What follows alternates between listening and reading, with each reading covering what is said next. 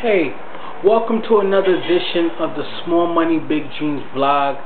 Today's topic of the day will be earnings per share, and I always like to tell people when they're looking to investment at a stock, I look for positive earning per shares. And it's kind of common sense on why I look for positive earning per share versus negative, because it's just like, why would you want to invest in a company that has negative earnings per share? Now, the technical people who do the technical analysts will be like, well, you got to take in consideration other factors, what other people in the industries are doing and stuff like that. And, also, this technology stocks tend to have negative earnings per share, so you have to deal with that and you have to accept that. And I don't agree with that. I feel like, a company with positive earning per share is like, the stock makes sense because the company's making money. I mean, more technical analysts argue with me and saying you're not looking at the whole big picture and stuff like that. But to me, my goal is to talk to people. And you know what? I feel like if I make you sacrifice some returns, but make sure that you don't lose all your money, then I'm more happy about that than for me to tell you to do something that 1 out of every 5 stocks you pick is successful, but then the other 4 stocks is not successful. And the more technical analysts, they don't lose no sleep. They just like, well, that's the nature of the game. And me, I like to hedge people's risk over just doing things or telling you things that's gonna provide you with high returns. I want you to get high returns while being safe, rather than just jumping out the window for high returns. So earnings per share is basically net income minus dividends of preferred stocks over the average outstanding stocks. So what that's basically saying is, after you take the net income of a company, their profits minus their expenses, and then you take, the dividends paid to the preferred stock members. And I said earlier when we was discussing securities that preferred stock members may not have the voting rights of common share stockholders, but they get paid first. They're higher on the priority list.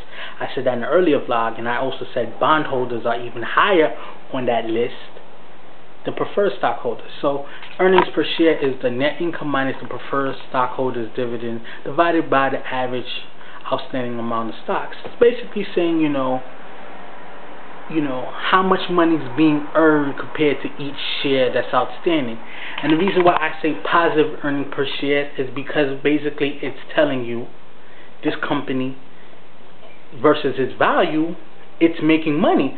So the price of what you're paying for that stock makes sense.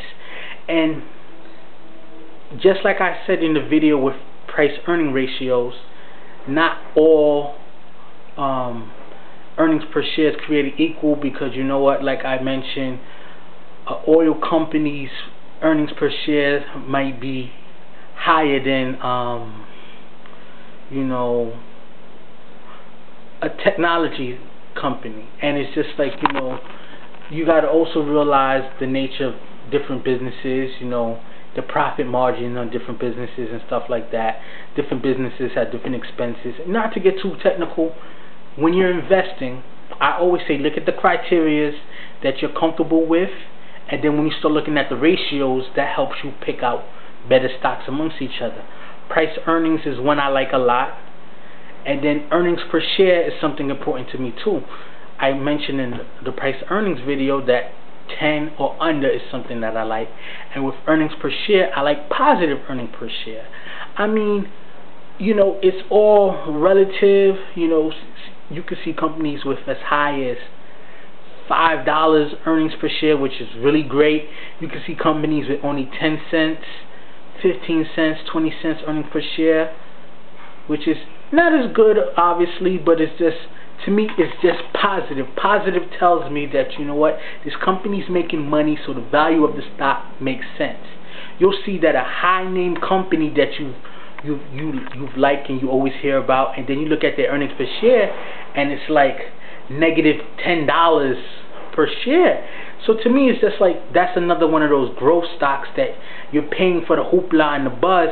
And I don't knock growth stocks completely. I know from the PE ratio video and now the earnings per share video, it seems like I'm knocking growth stocks. Growth stocks are cool, but growth stocks offer a high volatility, offers a high risk.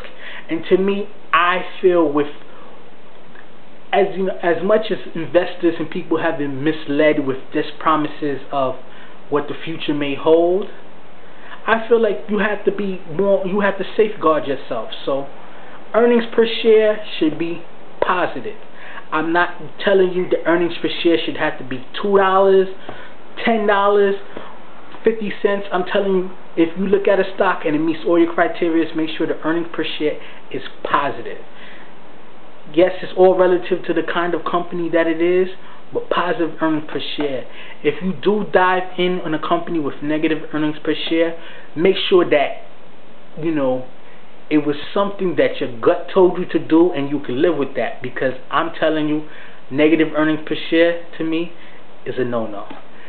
Thank you again for listening to the Small Money Big Dream vlog. Once again, you can email any questions, concerns, feedback at smallmoneybigdreams@gmail.com. And once again, the site is smallmoneybigdreams.com. I hope that was helpful for you guys, and tune back into the next video. See you guys on the top.